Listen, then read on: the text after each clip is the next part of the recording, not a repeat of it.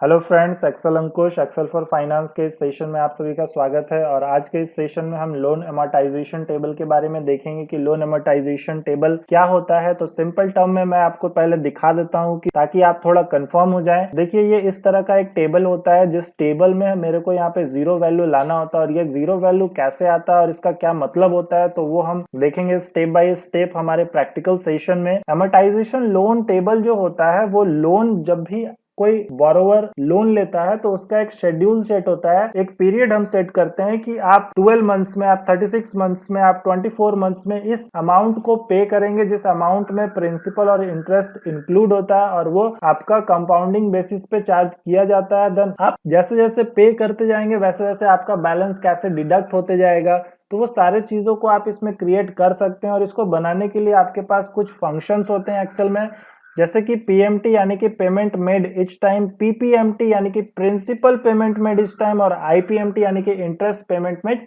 इस टाइम। तो इस तरह के जो फंक्शंस होते हैं, ये सारे फंक्शंस का यूज करके हम एक्सेल में देखेंगे कि हम अमोर्टाइजेशन टेबल को कैसे बना सकते हैं। पीएमटी की अगर मैं बात करूं तो पीएमटी आपका पेमेंट मेड इच टाइम होता है, यानी कि अगर आप कोई लोन ले रहे हैं, आपका एक फिक्स रेट ऑफ इंटरेस्ट होता है और एक फिक्स टाइम के लिए आप उसको कैसे कंप्यूट करेंगे कि आपको हर साल कितना पे करना होगा, आपको क्वार्टरली कितना पे करना होगा, आपको मंथली कितना पे करना होगा। तो वो सारे चीजों को हम स्टेप बाय स्टेप देखते हैं। तो देखिए, पीएमटी कैलकुलेट करने के लिए आपके पास एक छोटा सा डिटेल्स होना चाहिए, आपके पास लोन अमाउंट होना चाहिए, आपके पास रेट ऑफ इंटरेस्ट होना चाहिए, आपके पास एनपर यानी कि नंबर ऑफ पीरियड होना चाहिए, जो कि ईयरली में हो सकता है या फिर मंथली में आप उसको मेंशन कर सकते हैं, जिसके बेसिस पे आपको फॉर्मूला चेंज करना होगा। तो मैंने यहाँ पे ईयरली बेसिस पे लिया है।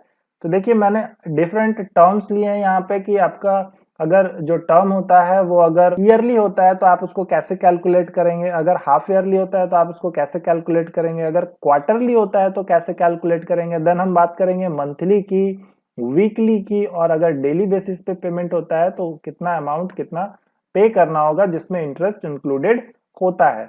तो सिंपली मैं आपको फॉर्मूला बताता हूं। तो इक्वल टू करना है, आपको पीएमटी लिखना है, पीएमटी यानी कि payment made each time. Then हम ब्रैकेट ओपन करेंगे। सबसे पहले आपके पास रेट होता है, रेट यानी कि रेट ऑफ इंटरेस्ट, तो रेट ऑफ इंटरेस्ट को सिलेक्ट कर लीजिए। देन हम कॉमा देंगे, कॉमा के बाद एन पर यानी कि नंबर ऑफ पीरियड की आपको कितने साल के लिए लोन लेना है उसको हम मेंशन करेंगे। देन हम यहाँ पर कॉमा देंगे और प्रेजेंट वैल्यू जो होता है वो प्रेजेंट वैल्यू को हम सिलेक्ट करेंगे और ब्रैकेट क्लोज करेंगे और एंटर कर देंगे। जैसे ही हम एंटर करेंगे तो यहाँ पे ये वैल्यू जो होगा वो निगेटिव आएगा, क्योंकि ये लोन वैल्यू है, ये हमेशा निगेटिव वैल्यू ही शो करेगा।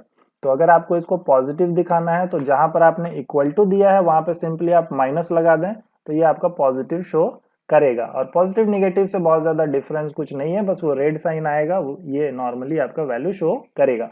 देन अगर हम बात करें हाफ ईयरली की, तो हाफ ईयरली में थोड़ा सा आपको चेंजेस करना होगा फॉर्मूला में। तो मैंने क्या किया, पीएमटी लिखा।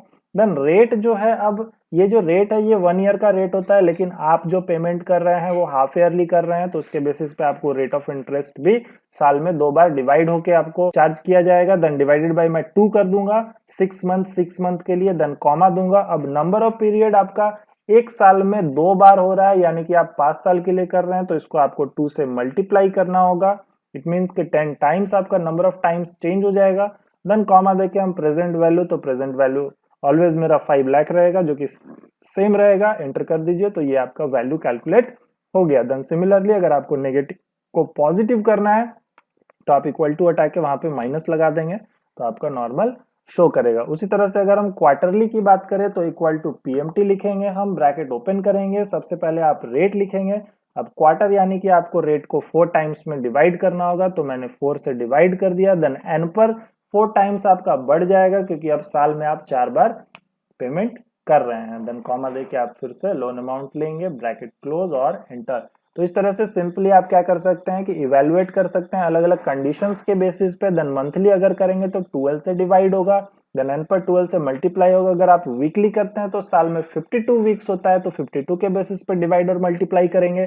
और अगर डेली का कंप्यूट करते हैं तो 365 से आपका रेट ऑफ इंटरेस्ट चेंज हो जाएगा और एन पर 365 से आपका मल्टीप्लाई हो जाएगा। तो इस तरह से आप पीएमटी कैलकुलेट करें और कैलकुलेट करके इसको प्रैक्टिस करें कि आप इसको कैसे कैलकुलेट कर सकते हैं। देन हम आगे आने वाले सेशन में देखेंगे पीएमटी के डिफरेंट ऑप्शंस को, और हम आईपीएमटी, पीपीएमटी, ये सब सारे ऑप्शंस का यूज करके देखेंगे कि हम एमोर्टाइजेशन टेबल को कैसे बनाते हैं, क्योंकि मेन हमारा एमोर्टाइजेशन टेबल है, जिसको बनाने के लिए आपका ये जो कॉन्सेप्ट है ये क्लियर होना चाहिए। इसमें मैं आपको डेटा टेबल वगैरह के बारे में भी बताऊंगा, तो ये सेशन बहुत ही इंपॉर्टेंट है आपके लिए।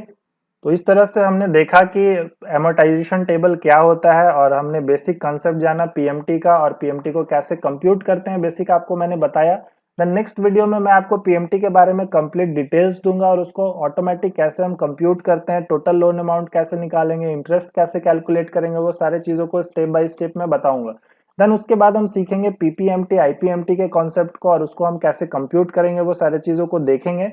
और फाइनली हम एमोर्टाइजेशन टेबल के स्टेप पर चले जाएंगे, क्योंकि जब आपका पीएमटी का कंसेप्ट क्लियर हो जाएगा, आपका पीपीएमटी और आईपीएमटी का कंसेप्ट क्लियर हो जाएगा, तो आप एमोर्टाइजेशन टेबल इजीली बना सकते हैं। क्योंकि एमोर्टाइजेशन टेबल जो होता है वो पूरा डिपेंड करता है पीएमटी और आईपीएमटी और पीपीएमटी के फंक्शन पे। तो इसको आप अच्छे से प्रैक्टिस करेंगे और आपको कोई भी डाउट होगा तो आप जरूर पूछें। So thank you very much, happy learning.